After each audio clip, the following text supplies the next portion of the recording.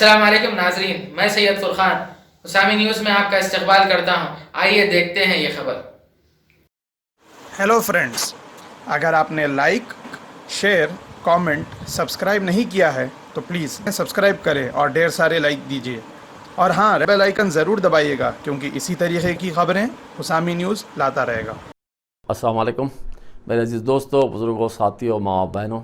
میں محمد Abdul Haq خمر TRS founder ممبر ہمیشہ کی طرح اس بار بھی آپ تمام کے بیچ ہوں، لیکن افسوس کے ساتھ میں اس بار آپ لوگوں سے خطاب کرنے سے پہلے میں بہت شرمندہ ہوں اور باعث ندامت کا شکار ہوں۔ اس کی بنیادی وجہ یہ ہے کہ آج حیدرآباد میں یہ بہت تیزی کے ساتھ یہ بات گشت کر رہی ہے کہ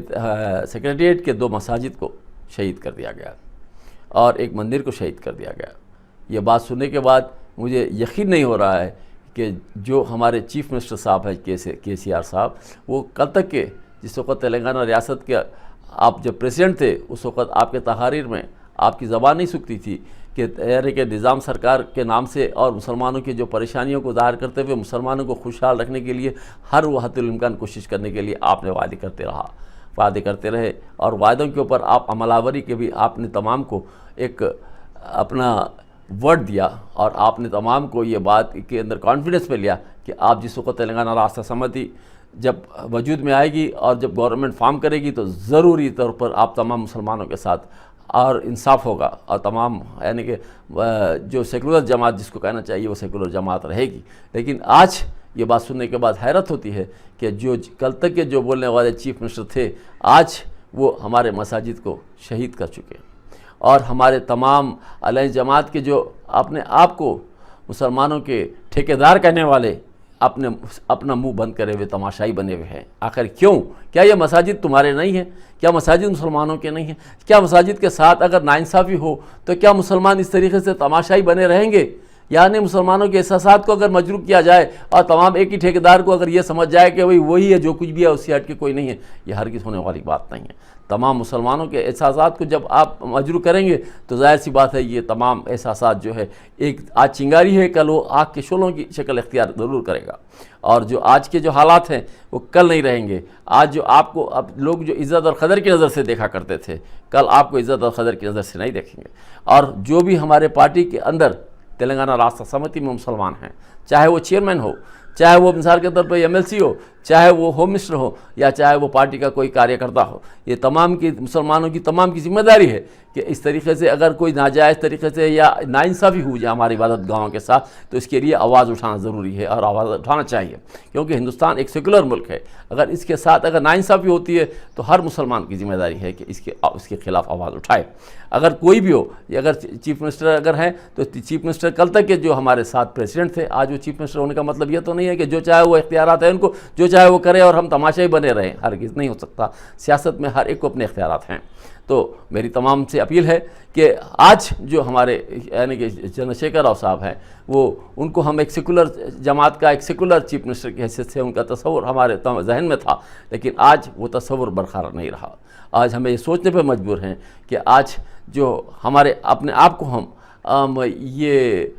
سوچتے ہیں کہ ہم محفوظ نہیں ہیں تلنگانہ ریاست میں، کیونکہ ہم کل تک آپ کو ہم یہ سمجھتے تھے کہ ہم تلنگانہ ریاست میں ہم مسلمان تمام کے تمام محفوظ ہیں، جب ہمارے عبادت گاہوں کو شہید کر دیا جاتا ہے، اور ہمارے کو یہ بات سننے کے بعد مجھے بڑی تکلیف ہو رہی ہے کہ میں یہ بھی وثوق ذرائع سے یہ بات بھی سننے میں آئی کہ جب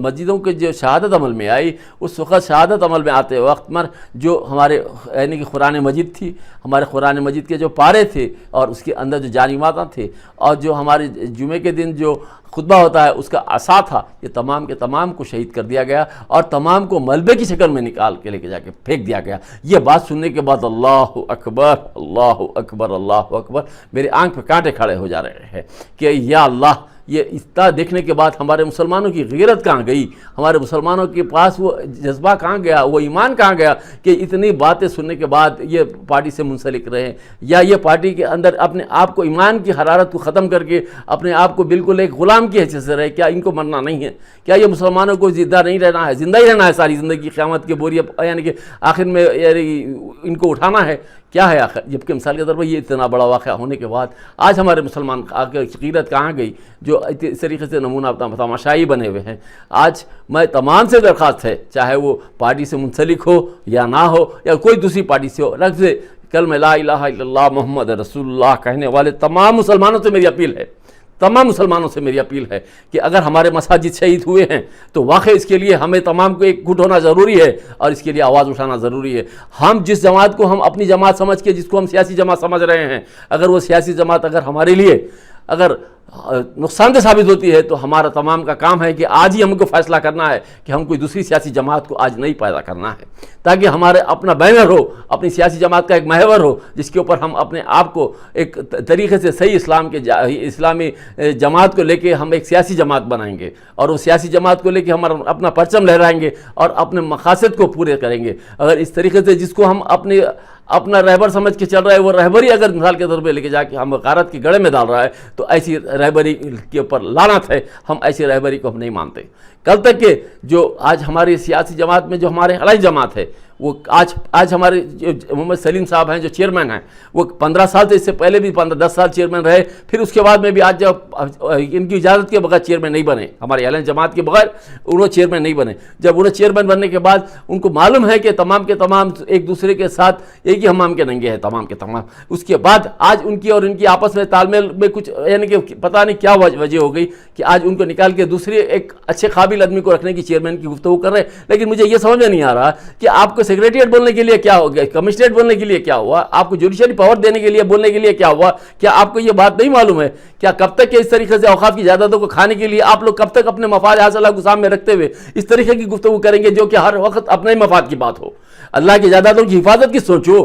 اگر آپ حاکم ہیں تو حکمت جو ہے آپ کی، آپ عوام اور ملت کے لیے استعمال کرو، اس طریقے سے مت کریے جس طریقے سے آج آپ کر رہے ہیں۔ اللہ آپ کو اور آپ کی اولاد کو صحت اور تندرستی کے ساتھ اچھا رکھے۔ اگر مثال کے طور پہ قوم کے لیے اچھا سوچتے ہیں، اگر آپ قوم کے لیے اچھا نہیں سوچتے ہیں، قوم کو برباد کرنا چاہتے ہیں، تو اللہ آپ کو، آپ کی اولاد کو، اولاد تمام کو تباہ و تاراج کر دے۔ میری یہ دعا ہے آپ لوگوں سے، یا بدعا سمجھیے آپ، کیونکہ آج جو ہمارے حالات ہیں یہ انتہائی خراب حالات ہیں۔ آج ہم اس طریقے سے آج خاموش بیٹھیں گے تو کل آنے والے حالات کیا بننے والے ہیں نہیں معلوم۔ آج دیکھیے آپ کے سامنے کی بات ہے کہ یعنی کہ ایک معمولی سی بیگم بازار کے پاس، ایک قبرستان کے پاس